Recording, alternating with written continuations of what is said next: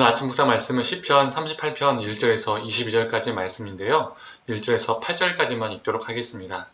여호와여, 주의 노하심으로 나를 책망하지 마시고 주의 분노하심으로 나를 징계하지 마소서. 주의 화살이 나를 찌르고 주의 손이 나를 심히 누르시나이다. 주의 진노로 말미암아 내 살에 성한 곳이 없사오며 나의 죄로 말미암아 내 뼈에 평안함이 없나이다. 내 죄악이 내 머리에 넘쳐서 무거운 짐 같으니 내가 감당할 수 없나이다. 내 상처가 썩어 악취가 나오니 내가 오미한 까닭이로소이다. 내가 아프고 심히 구부러졌으며 종일토록 슬픔 중에 다니니이다. 내 허리에 열기가 가득하고 내 살에 성한 곳이 없나이다. 내가 피곤하고 심히 상하였음에 마음이 불안하여 신음하나이다. 아멘.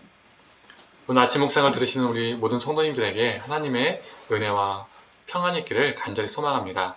오늘 시편을 보면 시인 다윗은 엄청난 고통을 당하고 있습니다. 그런데 그 고통은 자신의 죄로부터 시작되었음을 고백하고 있죠.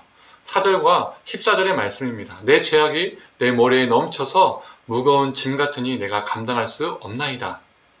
18절 내 죄악을 아뢰고 내 죄를 슬퍼함이니이다. 자신의 죄로 인하여 그는 두 가지 고통을 당하고 있습니다.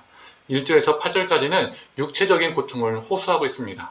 내 살이 성한 곳이 없습니다. 내 뼈에 평안함이 없습니다. 내 상처가 썩어서 악취가 납니다. 내가 아프고 심히 구부러졌습니다. 내 허리에 열기가 가득하고 내 살에 성한 곳이 없습니다. 내가 피곤하여 심히 상해 있습니다. 라고 그는 울부짖고 있습니다. 그리고 이 육체적인 고통은 정신적인 고통까지 번지게 됩니다. 8절에 마음이 불안하여 신음합니다. 라고 고백하고 있습니다. 사람은 어떻습니까? 몸이 심히 고통스러우면 마음도 약해지고 고통스러워집니다. 9절에서 20절까지는 두 번째 고통인 관계의 고통을 호소하고 있습니다. 주위 사람들이 자신을 외면하고 자신을 공격하고 해하려 하는 사람들이 생겨났다라고 말하고 있습니다. 또한 원수들이 자신이 이렇게 고통스러운 것을 보고 비웃을까봐 그들의 기세가 등등해질까봐 염려하고 있습니다. 또한 악함으로 손을 감는 자들이 자신이 행했던 그 선한 일을 가지고 대적하고 있음을 호소하고 있는 것이죠. 이렇게 그의 관계는 그를 공격하고 그를 깔아뭉개는 사람들로 가득 차 있었습니다. 오늘 시편을 보면 마치 욥의 이야기와도 같습니다. 앞에서 언급했지만 시인은 자신의 죄로 인하여 고통을 당하고 있다라고 고백합니다. 즉 자신의 죄로 인하여 하나님의 심판을 경험하고 있습니다 라고 말하고 있는 것이죠. 그런데 우리가 여기에서 주의할 것이 있습니다. 누군가가 고통을 당할 때 그게 육체적인 고통이든 심적인 고통이든 가정의 고통이든 물질적인 고통이든 관계의 고통이든 그 고통을 보고 저 사람은 죄를 지어서 그래 이렇게 말하고 판단하는 것은 정말 위험한 것이죠. 마치 욥의 세 친구들과 같습니다. 예전에 제가 실제로 들었던 이야기가 있었습니다. 어떤 분이 점점점 몸이 안 좋아져서 몸에 장애를 가지게 되었습니다. 그런데 그를 잘 알고 있는 또 다른 분이 그 장애를 가지게 된 그분에 대해서 이렇게 말한 적이 있었습니다. 왕고에서 고집스러워서 하나님께 심판받은 거야. 하나님께 벌받은 거야. 이렇게 말했었습니다. 그런데 제가 알고 있는 그분은 고집스러운 분이 아니었습니다. 참 좋으신 분이었습니다. 벌받은 거야 라고 말하신 분이 장애를 갖게 된 그분을 예전부터 못마땅하게 생각했었습니다. 자기를 잘 안 따른다는 이유 때문이죠. 그런데 제가 볼 때는 안 따르는 이유는 정말 이유가 있었습니다. 여튼 그분이 장애를 갖게 되자마자 그분의 아픔을 공감하고 품기보다는 그가 한 말은 고집스러워서 하나님께 벌받은 거야 라는 것이었죠. 이건 정말 해서는 안 되는 말이죠. 그런 말은 고통당하는 당사자에게 어떠한 의미도 주지 않습니다. 오히려 상처와 아픔을 줄 뿐입니다. 우리가 겪는 아픔과 고통들은 하나님이 우리를 심판하신 결과일 때도 있지만 하나님의 심판과 무관할 때도 참 많이 있습니다. 그러기에 함부로 판단하고 정죄해서는 안 되는 것입니다. 아무리 누군가가 당하는 고통이 그 죄의 결과일처럼 보인다 할지라도 정확한 것은 그 고통을 주신 하나님과 당사자만이 알 수 있습니다. 삼자가 함부로 판단하고 정죄할 일이 아닙니다. 한편 고통과 아픔, 고난은 우리 하나님 앞에 우리를 어떻게 합니까? 겸허하게 만듭니다.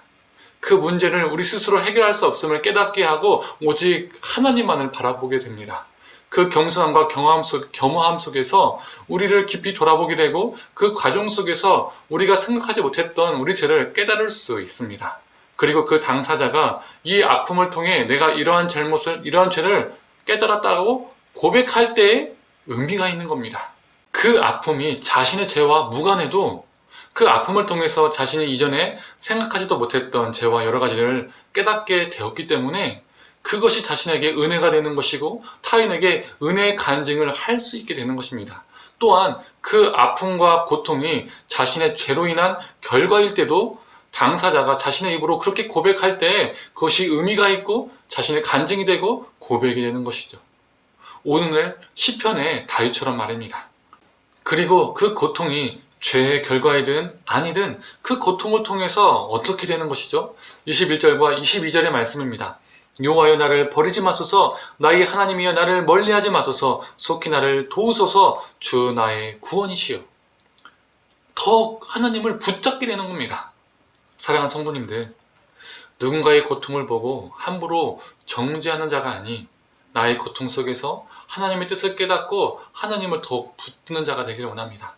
그 고통이 죄의 결과임을 깨닫게 하실 때는 그 죄를 온전히 회개하고 또 그 고통이 죄의 결과가 아니어도 그 고통을 통해서 수많은 것들을 깨닫게 하실 때에는 그 깨닫게 하신 하나님께 감사하고 그것이 우리의 간증이 되고 찬양이 되기를 원합니다. 그리고 결국에는 우리 주님의 은혜만을 붙잡는 저와 우리 성도님 되기를 간절히 소망합니다. 함께 기도하겠습니다. 하나님, 누군가 고통과 아픔에 있을 때에 그들을 우리가 정죄하는 자가 되지 않게 하여 주시옵소서. 하나님께 벌받았기 때문에 그 고통 속에 있다라고 말하는 자가 되지 않게 하여 주시옵소서. 욥의 새 친구들이 되지 않게 하여 주시옵소서. 하나님, 우리가 고통 가운데 있을 때 우리 고통 속에서 우리를 깨닫게 하시는 하나님을 발견케 하여 주시옵소서. 그 고통이 죄의 결과일 때는 그 고통 속에서 우리 죄를 깨닫게 하시고 죄를 알게 하시고 그 죄로부터 하나님 우리가 회개케 하시고 또 우리가 겪는 아픔과 슬픔과 고통들이 죄와 무관할지라도 그 고통 속에서 하나님을 깊이 체험하고 하나님을 깊이 깨달아서 하나님 그 모든 것들이 그 고통 속에서 겪는 모든 것들이 우리의 간증이 되게 하여 주시옵소서. 죄의 결과의 고통이든 죄와 무관한 고통이든 그 모든 고통 속에서 하나님을 경험하고 우리의 입술 속에서 하나님의 은혜임을 고백하는, 그래서 하나님을 더욱더 붙드는 존재들이 되게 하여 주시옵소서. 그리고 그 모든 것들을 삶의 간증으로 우리가 고백할 수 있는 자 되게 하여 주옵소서. 감사드리며 사랑이 많으신 예수님의 이름으로 기도드립니다. 아멘.